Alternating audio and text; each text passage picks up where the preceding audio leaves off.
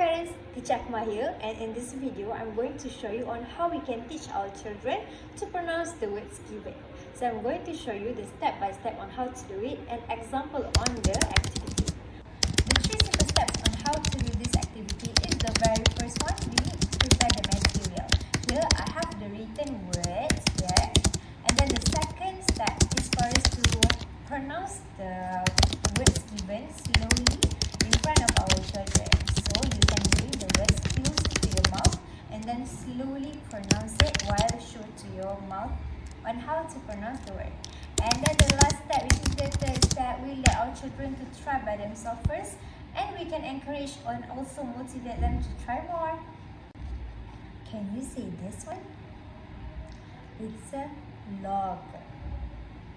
Log. Log. Good try.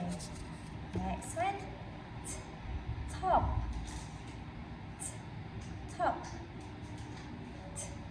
Top. Good one. You say top. Amazing.